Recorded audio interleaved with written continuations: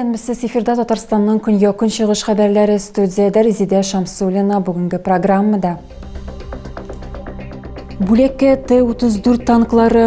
Бу юл Әлмәттән безнең сугышчылар өчен кызыклы гуманитар йөк озатылды.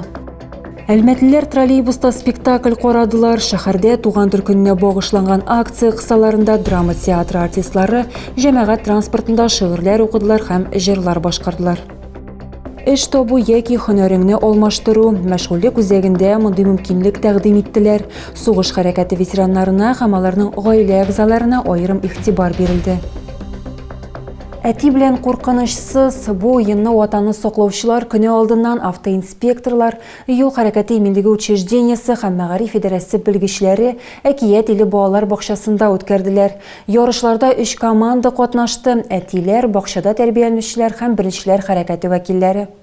Вы у нас будете водителями, а вы у нас будете светофорами. Уен башланыр алдыннан катнашучыларны командаларга бүлделәр. Алар составында бер әти һәм 3 бала. Командаларны беренчеләр хәрәкәтендә катнашучылар көчәйттеләр. У нас очень дружеские взаимоотношения с данным садиком. Безнең бу балалар бакчасы белән бик дустанә мөнәсәбәтләр. Без сезнең командага һәм кунаклар командасына ярдәм итәргә һәм вакытны бик шәп үткәрергә килдек. Уенны автоинспекторлар, мәгариф идарәсе һәм юл хәрәкәте иминлеге учреждениесе белгечләре оештырды. Основная тема – это безопасность. Төп тема юл хәрәкәте иминлеге, балаларның юл транспорт травматизмын профилактикалау. Сез үз балаларыгыз өчен камил үрнәк булырсыз дип өметләнәбез. Юл хәрәкәте кагыйдәләрен белүне тикшерү маршрутның беренче ноктасыннан башланды. Әтиләр һәм балалар кәгазь аша нинди юл билгесе яшеренгәнен күрергә тиеш була. Аны күрү генә түгел, дөрес атау да мөһим. Сынауны үткәч, команда алга таба бара. Икенче тукталышта ир-атларга пантомима ярдәмендә балаларга юл билгесен аңлатырга кирәк иде. Что за знак? Скажи, как. Давайте Пешеходный переход. Пешеходный переход, правильно? Катнашучылар юл хәрәкәте кагыйдәләрен яхшы белүчеләр исеме өчен көрәштән тыш төгәллектә һәм җитезлектә дә көчләрен сынадылар. Тәҗрибәле машина йөртүче Дмитрий Брагин барлык биремнәрне дә җиңел үти алды. Ир-ат сүзләренчә, иң мөһиме кагыйдәләрне төгәл үтәү. Соблюдать правила дорожного движения. Иң мөһиме юл хәрәкәте кагыйдәләрен үтәү. Балалар өчен махсус җайланмалар турында инде сөйләргә дә кирәкми. Барысы да мөгаен булай күпкә куркынычсызрак икәнен аңлыйлардыр. Бу иң кирәкле әйбер. Аннары кумаска, тәртипле генә йөрергә дә. Юл хәрәкәте кагыйдәләре һәр вакыт кул астында булсын өчен оештыручылар барлык катнашучыларга тематик белешмәлекләр һәм балалар бакчаларында тәрбияләнүчеләргә китаплар тараттылар. Бүлеккә Т-34 танклары. Бу юлы Әлмәттән безнең сугышчылар өчен кызыклы гуманитар йөк озатылды. Авыл мәктәбе балаларыннан катыргадан ясалган танклар, олы волонтерлардан мотоцикл. Мы с нашими ребятами села Корейкина. Без Кәләй авылы балалары белән егетләребезгә ярдәм итәргә булдык. Без шундый матур Т-34 танкы ясадык. Егетләребезгә зур сәлам юллыйбыз. Сезне исән-сау көтәбез. Укучылар үз куллары белән ясаган башка әйберләр белән бергә бу танкта гуманитар йөк составында фронтка китәчәк. Илсур Нәҗметдинов хәрби операция башланганнан бирле йөк озату белән шөгыльләнә.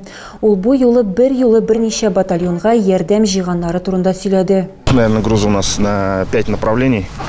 5 юнәлешкә 88-нче, 85-нче, 25-нче арт бригадалар, аннары Алга батальоны, Батыр батальоны, 1232-нче батальон. Егетләр бер ноктага чыгачаклар, бушатабыз, алар килеп алачаклар.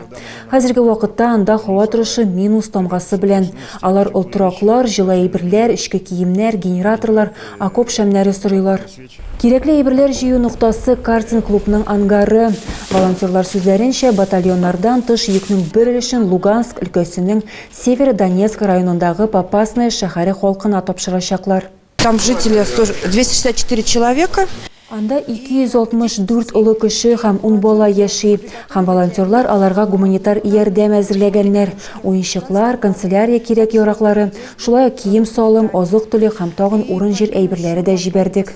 Әйберләр җыюда Әлмәт волонтерлары гына катнашмады. Шулай ук ярдәмне Түбән Кама, Ознакай, Лениногорск шәһәрләреннән, Әлмәт районы мәктәпләреннән һәм балалар бакчаларыннан тапшырдылар. Битараф булмаган кешеләр кирәк булырдай әйберләрнең барысын да алып киләләр, хәтта мотоциклда.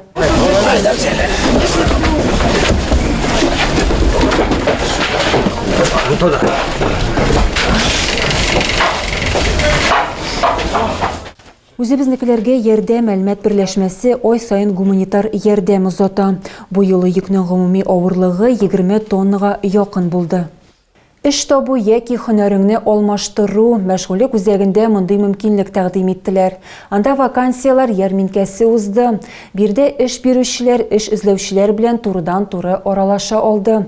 Сугыш хәрәкәте ветераннарына һәм аларның гаилә әгъзаларына аерым игътибар бирелде.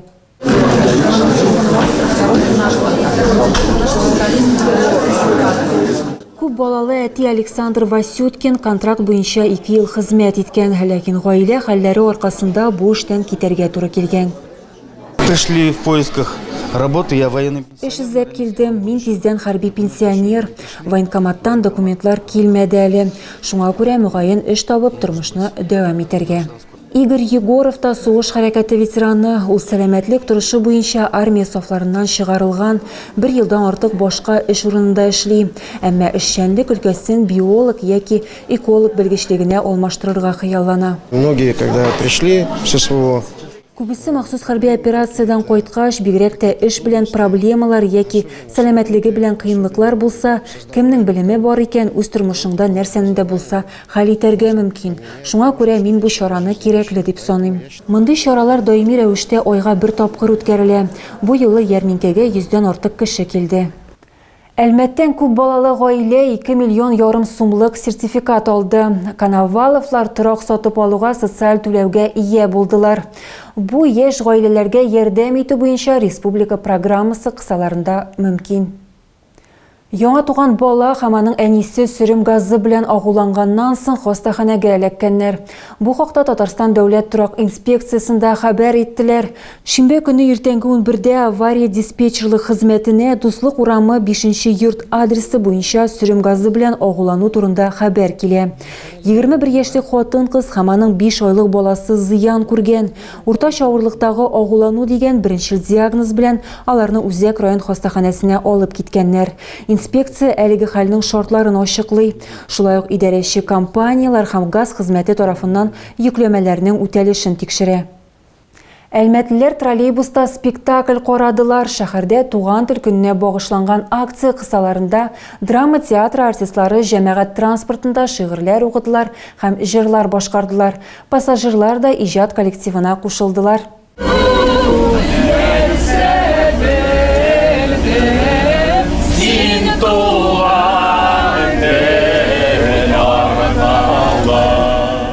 Бу җырны троллейбус пассажирлары үтенече буенча берничә тапкыр башкардылар. Төшке аш вакытында җәмәгать транспорты импровизация урынына әйләнде. Артистлар танылган язучыларның татар һәм рус телләрендәге шигырьләрен укыдылар, һәркем диярлек белгән җырларны җырладылар. Молкать не спеши, это вечное сердце звучит, это музыка вечной души. Мондый иҗади караш белән халыкка туган телнең мөһимлеген һәм матурлыгын искә төшерделәр. Труппа беренче маршрут троллейбусында чыгыш ясады. Алар драмтеатр тукталышыннан башлап әйләнеп репетицияларга кире кайттылар. Я люблю вообще татарские стихотворения вообще с детства. Мин гомумән татар шигырьләрен бала чактан ук яратам, троллейбуста укырга яратам. Миңа бу халыкка ошаганы бик ошый. Будто это какой-то иммерсивный спектакль, такой мини-иммерсивный спектакль, вот. Әйтерсең, бу ниндидер иммерсив спектакль, ягъни хәрәкәт бар һәм кешеләр катнаша. Атмосфера шунда барлыкка килә дә инде. Кешеләр бу атмосферага ничектер төшенәләр. Әгәр берәрсе җыр җырласа, алар да җырлый башлыйлар. Акциядә Әлмәт драма театрының 10 артисты катнашты. Ант бирделәр. 20нче мәктәп укучыларын тантаналы рәвештә яшь армиячылар сафына кабул иттеләр. Әлмәтнең иҗат берләшмәләре яшьләрне театраль куелышлары һәм җырлары белән кутладылар. За отчизну свою, за Россию, что попала в лихую беду.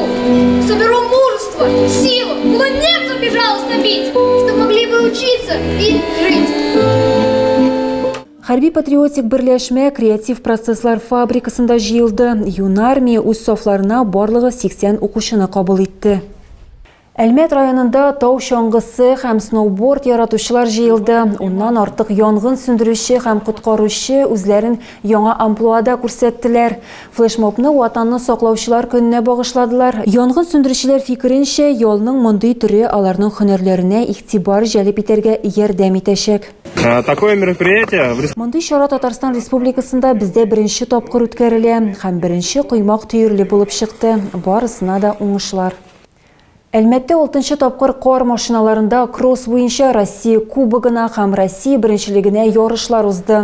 Илнең төрле төбәкләреннән 50 иң көчле спортчы үзләренең осталыгы һәм кыюлыгы белән кабат таң калдырды.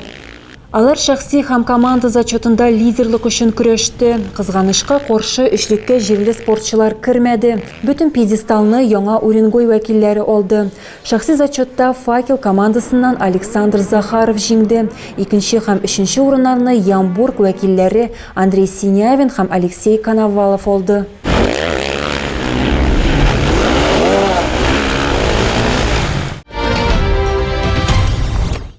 Тагы да күбрәк яңалыклар һәм тапшырулар белән безнең сайтта таныша аласыз. Без социаль челтәрләрдә дә бар хәбәрләр юллагыз.